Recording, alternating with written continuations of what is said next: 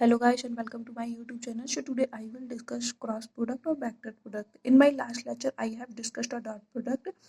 Today I will also discuss the properties of dot product. So properties of dot products are, so first property is dot product or scalar product follows the commutative law, and the second property is dot product or scalar product to follow the distributive law. किस तरीके से ये distributive commutative law को follow करते हैं। तो हमने जैसे दो वेक्टर हैं हमारे ए और बी, इनका जो स्केलर प्रोडक्ट होगा वो दो वेक्टर वी और ए के, बी और ए के मीन्स हमें यदि इनका ऑर्डर चेंज भी करते हैं मल्टीप्लिकेशन के टाइम पे तो इन पे कोई इफेक्ट नहीं पड़ेगा। मीन्स ये इनका जो मल्टीप्लिकेशन है या इनका जो स्केलर प्रोडक्ट है वो इक्वल ही रहने वाला है। अब सेकेंड जो है हमारा वो है डिस्ट्रीब्यूटिव प्रॉपर्टी। तो डिस्ट्रीब्यूटिव प्रॉपर्टी को किस तरीके से ये फॉलो करते हैं, हमारे पास दो वेक्टर हैं बी प्लस सी, इनका जो एडिशन है, अगर हम इसे एक तीसरे वेक्टर ए का स्केलर प्रोडक्ट निकालते हैं तो इस कंडीशन में क्या होगा, A dot B plus A dot C. Means ये क्या करेंगे, डिस्ट्रीब्यूटिव लॉ को फॉलो करते हैं। तो बी प्लस सी जो होगा वो मल्टीप्लाई हो जाएगा A dot B plus A dot C. तो ये इनकी कुछ इंपॉर्टेंट प्रॉपर्टी है। अब जो नेक्स्ट है हमारा सेकंड जो है वो है हमारा क्रॉस प्रोडक्ट। क्रॉस प्रोडक्ट और वेक्टर प्रोडक्ट।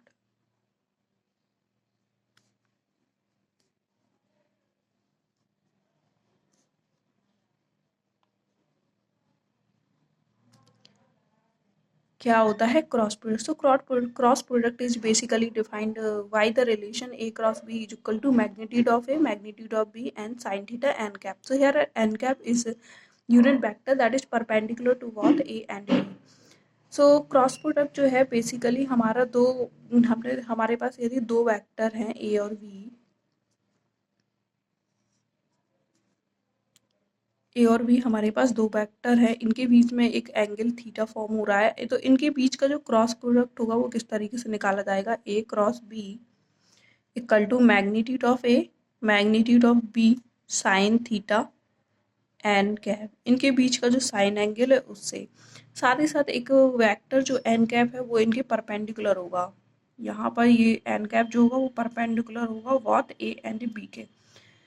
एंड जो यहाँ पर इसकी जो परपेंडिकुलर की जो लेंथ होगी उसका जो मैग्नीट्यूड होगा वो टोटली डिपेंड करेगा ए और बी के मैग्नीट्यूड पर, कि उसका जो जो एन कैप है उसका जो मैग्नीट्यूड है वो ज़्यादा होगा या कम होगा। तो यहाँ पर हम ये भी देख सकते हैं कि ए और बी के बीच का जो क्रॉस प्रोडक्ट है वो इसके द्वारा फॉर्म किए गए पैरेललोग्राम के एरिया के इक्वल ही होगा, या फिर हम ये भी बोल सकते हैं इसके द्वारा फॉर्म किए गए ट्रायंगल जो होगा उसके हाफ ऑफ एरिया के इक्वल होगा। अब हम इसे और भी समझ सकते हैं वेक्टर प्रोडक्ट को किस तरीके से। तो अभी मैं आपको दिखाने वाली हूँ वेक्टर प्रोडक्ट के बारे में पूरा ही।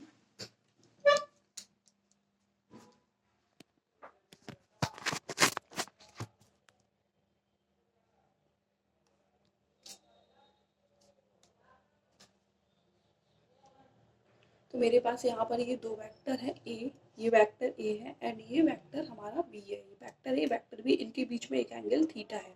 ये एक प्लेन एक्स वाई पे मैंने मान लिया है, ये प्लेन एक्स वाई पे दोनों ही वेक्टर हैं। अब इनके बीच का जो क्रॉस प्रोडक्ट होगा वो किस तरीके से निकाला जाएगा, इनके बीच का जो क्रॉस प्रोडक्ट होगा बेसिकली इनके बीच का साइन एंगल जो होगा उससे निकाला जाएगा। यहाँ पर एक जो वेक्टर है, वेक्टर जो अनदर वेक्टर है, या फिर हम बोल सकते हैं ये ए क्रॉस बी जो होगा वो दोनों के ही परपेंडिकुलर होगा, ए के भी और बी के भी, और इसकी डायरेक्शन जो होगी वो किस तरीके से होगी, इसके परपेंडिकुलर होगी डायरेक्शन ये। और इसका जो मैग्नीट्यूड होगा इन दोनों के द्वारा बनाए गए पैरेललोग्राम के जो एरिया होगा उस पर डिपेंड करेगा कि इसका मैग्नीट्यूड, इसकी लेंथ जो होगी वो ज़्यादा होगी या कम होगी। यहाँ हम ऐसे बेसिकली बोल सकते हैं कि इसका जो मैग्नीट्यूड होगा वो इन दोनों के द्वारा बनाए गए जो ट्राइंगल होगा उसका हाफ होगा।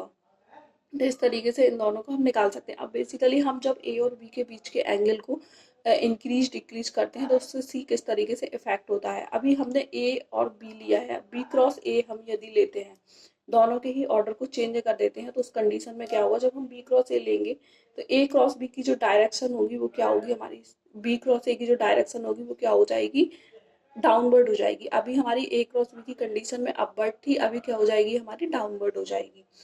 नेक्स्ट हम क्या करते हैं, अभी ए और बी के बीच के एंगल को जो है इंक्रीज कर देते हैं। जब हम इसके बीच का एंगल थीटे को इंक्रीज करके हम कर देते हैं 90 डिग्री, तो 90 डिग्री की कंडीशन में क्या होगा, ए क्रॉस बी जो होगा, ए और magnitude of A magnitude of B के इक्वल हो जाएगा, और साथ ही साथ इसकी जो डायरेक्शन होगी वो भी परपेंडिकुलर ही रहने वाली है इसकी। अब ये तीनों ही क्या हो जाएंगे, एक दूसरे के म्यूचुअली परपेंडिकुलर होंगे।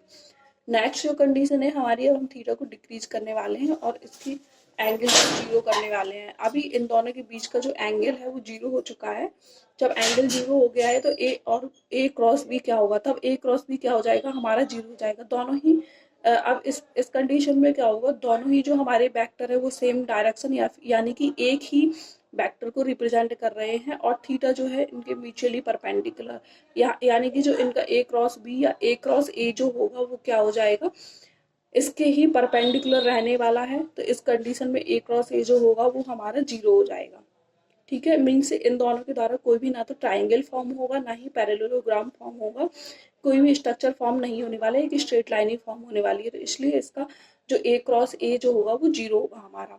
अब नेक्स्ट कंडीशन जो है, अभी हम थीटा को इंक्रीज करके 180 पे करने वाले हैं। ए और बी के बीच को हम 180 करने वाले हैं एंगल को, ये वाला एंगल, इस एंगल को 180 करेंगे। 180 की कंडीशन में क्या होगा, अभी ए क्रॉस बी हमारा फिर से जीरो, ए क्रॉस बी जो होगा हमारा फिर से जीरो होगा।